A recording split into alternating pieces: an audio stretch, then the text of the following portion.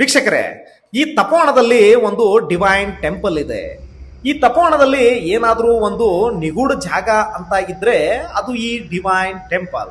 ಹೌದು ವೀಕ್ಷಕರೇ, ಈ ಡಿವೈನ್ ಟೆಂಪಲ್ ಯಾವಾಗಲೂ ನಿಮಗೆ ನೋಡೋದಕ್ಕೆ ಅಥವಾ ಇದರೊಳಗೆ ಹೋಗೋದಕ್ಕೆ ಪ್ರವೇಶವಿಲ್ಲ.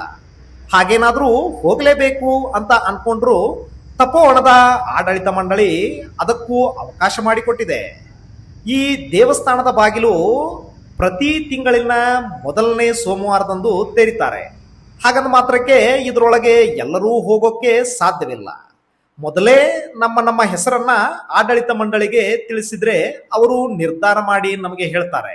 ಅಷ್ಟಕ್ಕೂ ಏನಿದೆ ಈ ಡಿವೈನ್ ಟೆಂಪಲ್ ಅಲ್ಲಿ ವೀಕ್ಷಕರೇ, ಈ ಡಿವೈನ್ ಟೆಂಪಲ್ ಒಳಗೆ ಸ್ವರ್ಣಾಕ್ಷರದಿಂದ ಬರೆದ ಸಂಸ್ಕೃತದ ಒಂದು ಮಂತ್ರ ಇದೆ ಅಂತೆ.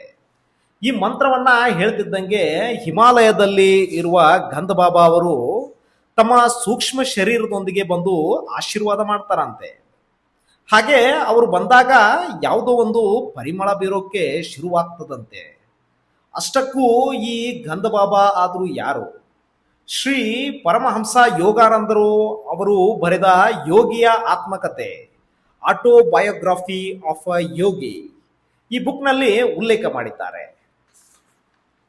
ಸ್ನೇಹಿತರೆ, ಆ ಮಂತ್ರ ಹೇಳ್ತಿದ್ದಂಗೆ ಹಿಮಾಲಯದಲ್ಲಿ ಇರುವ ಗಂಧಬಾಬಾ ಯಾಕೆ ಬರ್ತಾರೆ ಅಂತದೇನಿದೆ ಆ ಮಂತ್ರದಲ್ಲಿ? ಮತ್ತೆ ಈ ಗಂಧಬಾಬಾ ಅವರಿಗೆ ಈ ಕುಮಾರಸ್ವಾಮೀಜಿ ಅವರಿಗೂ ಇರೋ ಸಂಬಂಧವಾದರೂ ಏನು? ಇದಷ್ಟು ಮಾಹಿತಿಯನ್ನ ನಾನು ಇನ್ನೊಂದು ಸಂಚಿಕೆಯಲ್ಲಿ ತಿಳಿಸ್ತೇನೆ. ಅಲ್ಲಿವರೆಗೂ ಇನ್ನಷ್ಟು ಹೆಚ್ಚಿನ ಇಂಟ್ರೆಸ್ಟಿಂಗ್ ಮಾಹಿತಿಗಾಗಿ ಕೆಳಗೆ ಇರುವ ಬೆಲ್ ಐಕಾನ್ನ ಪ್ರೆಸ್ ಮಾಡಿ, ಲೈಕ್ ಮಾಡಿ, ಶೇರ್ ಮಾಡಿ, ಸಬ್ಸ್ಕ್ರೈಬ್ ಮಾಡಿ ಅಂತ ಹೇಳ್ತಾ ಸರ್ವೇ ಜನ ಸುಖಿನೋ ಭವಂತು.